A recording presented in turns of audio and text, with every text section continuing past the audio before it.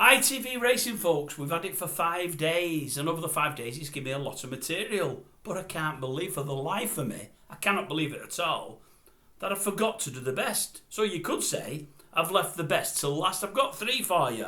The third one is just unbelievable. I can't hear what I'm hearing. I couldn't believe what I was hearing, and I've heard it daily. But yeah, Chamberlain, someone mentioned it in the comment section today, old Chamberlain was over the moon yesterday. Oh, I've got a feeling we may have one up later. Hand of God for Roger Charlton and his son. Oh yes, we might have that one up. And it's X amount of years since the Hand of God goal with Maradona. And I thought, oh no. Anyway, as somebody said in the comment section earlier, he mentioned it about 6 times during the course of the programme. He was desperate for it to win. And duly, it obliged, it won for him. He was over the moon that he come up with that. And I thought, what's Maradona and the Hand of God goal got to do with racing? Nothing. Same way about 3 days ago, 2 days ago, whatever it might have been, you've got Chapman doing one of his interviews just after a horse has passed the finishing line. You may or may not have heard it. It was the Colin Keane one, the one where Colin had won with his father. And I wrote it down in case I get it wrong. I'm not that well up with the modern songs. Probably it's not modern, this one, but it's modern for me. As it's crossed the line, he goes up to Colin Keane and he said, "Oh, Colin," he said, Colin, what were they called again? Keane had a well-known song, Something Only You Know. Well, he said, "Oh no, somewhere only we know. But I bet there's something that only you and your dad know, Colin. How you'll feel about that win you've just had on your dad's horse." And I thought, what of Keane? And I better read it again in case I get it wrong again. Somewhere only we know. What have they got to do with horse racing? Unbelievable. But the best of the lot, I don't even have to read this. The best of the lot is just, Bruff Scott. Chambo started calling him Bruffalo. Now, maybe he's done it in the past. I've never heard it in the past, but I've heard it all this week. I thought, Bruffalo? Where's he got that from?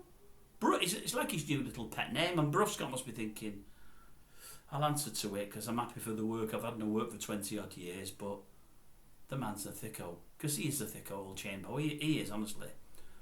One of the legends of the sport, and he's calling him Bruffalo. Or commentating, should I say. Bruffalo. Honestly, Bruff Scott must be thinking, in my day we didn't have presenters this stupid. But as I say, he's playing along with it because he's got a gig there and he's getting on a bit now, Bruff. But I couldn't believe it. I thought to myself, if he's watching old Andrew Franklin, he won't be turned in his grave because he's not dead. But he must be gutted. He must think, how on earth has our production company not still got this gig on Channel 4 running racing?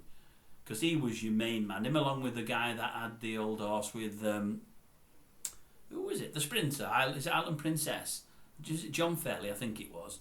They were the two behind the proper Channel 4 racing coverage. The golden years. What with Frankham and McGrath and Alistair Down. The fantastic years. Some have said, let's get Frankham back, because many like me believe he's the best we've ever seen. He'll never come back. He'll never come back without Franklin. And he knows Franklin was treated abysmally by Channel 4 and by racing in general. And he was. Shocking it was what they did to him. But no, honestly, Bruffalo, I'm thinking, oh, no. I think if Andrew Franklin had done that once, to be saying, don't say that again, in Chamberlain, don't say that again. Bruffalo, sounds stupid.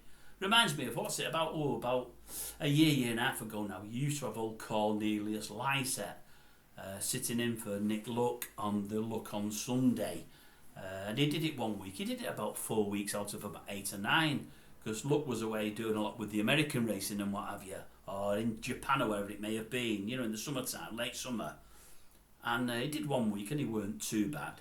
And then all of a sudden, week 2, he's calling Luck on Sunday LOS. Oh, thanks for joining us on LOS. And I thought, not so sure Nick Luck will be that keen on that. Anyway, true to his word, about a couple of months later, that actually Nick Luck's presenting again, and he's got Lysett as one of his cohorts there, where, he's talking to him, and I think he did the old LOS bit, and Nick Luck went, no, Luck on Sunday. Look, it's called Luck on Sunday. Ever since then, old Cornelius hasn't done the LOS bit at all. And I thought Chamberlain's Bruffalo was very, very similar to that. Just stupid. Absolutely stupid. But then again,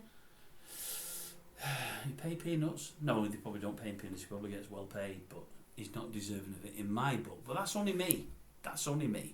Bruff Scott, Bruffalo.